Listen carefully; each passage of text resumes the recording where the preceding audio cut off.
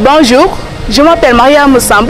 Je suis étudiante en licence 2 à la faculté des sciences économiques et de gestion à l'université Cheikh Anta Diop de Dakar. Moi, c'est Penda Sagno, étudiante à l'université Cheikh Anta Diop de Dakar en deuxième année. Moi, c'est Maïmounisi, étudiante au niveau de l'université Cheikh Anta Diop de Dakar, membre du club des jeunes filles From Kolda Go to Dakar. C'est Idietou Diallo, étudiante en licence 1 à la faculté des sciences juridiques et politiques, membre du club From Kolda Go to Dakar. Je réponds au nom de Ndeye Diouma Varor, étudiante en licence 1 à la faculté des sciences économiques et de gestion à l'UCAD.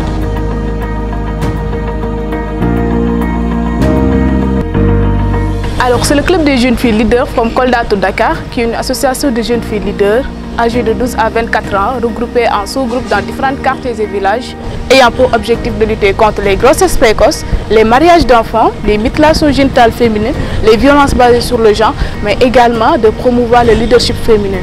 Alors, il y a plusieurs raisons qui ont poussé au centre conseil adolescent de créer des clubs de jeunes filles. Nous avons constaté ici à Kolda, il y a un fort taux de grossesse précoce, de mariage d'enfants, de mutilation génitale féminine. Donc c'est pour cela que nous avons jugé nécessaire de former les jeunes filles qui pourront porter leur propre combat. Comprenons par là que le club From Kolda to Dakar, ce sont des jeunes filles qui ont obtenu leur baccalauréat ici à Kolda et qui sont actuellement à Dakar en train de poursuivre leurs études supérieures dans les différentes facultés de l'université Cheikh Anta Diop de Dakar. Nous menons des activités ici à Kolda avec l'appui du directeur du centre conseil adolescent, M. Babacar Sy, en partenariat avec Parole aux jeunes, avec Mandiaye Petit Badji. Aujourd'hui, nous sommes là pour parler spécifiquement des mutilations génitales féminines, communément appelées excision, qui est l'ablation totale ou partielle de l'appareil génital de la femme, car c'est un fait très récurrent dans notre pays, plus précisément dans la zone sud.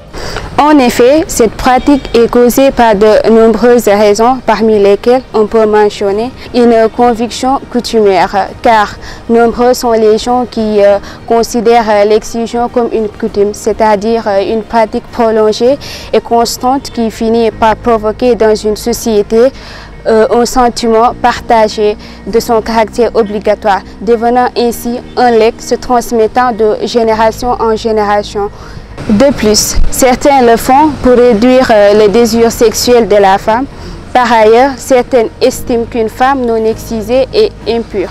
Et notons surtout que cette pratique a bien des conséquences fatales pour la jeune fille, telles que l'hémorragie continue pouvant entraîner la mort. On a eu à constater que l'excision n'est plus pratiquée comme avant. De nos jours, les mamans prennent les enfants et l'amènent au village. Et aussi de ces conséquences, on peut noter les IST, qui sont causées par les lames utilisées non désinfectées. On note des traumatismes ainsi que des problèmes lors de l'accouchement. Ajoutons à cela la fistule qui est une maladie affectant les femmes excisées et qui constitue un problème pour la société. Comme elles l'ont si bien dit, nous avons plusieurs solutions pouvant éradiquer l'excision. Nous avons la sensibilisation des populations sur la dangerosité de cet acte. Nous avons aussi la sensibilisation des jeunes filles sur l'abstinence. C'est-à-dire que, comme elle l'a si bien dit, certains parents excisent leurs enfants pour diminuer leur désir sexuel. De ce fait, nous sensibilisons les jeunes filles à ne pas tomber enceinte à bas âge et d'attendre le mariage. Nous avons aussi l'application de la loi 9905 qui a fait naître un mouvement, le mouvement 9905, dont la présidente nationale vient du centre conseil adolescent de Kolda, qui lutte contre toute forme de violence faite sur les femmes et sur l'excision et qui propose des sanctions contre cela. Il faut noter aussi que l'islam n'interdit pas l'excision, mais ce n'est pas une obligation.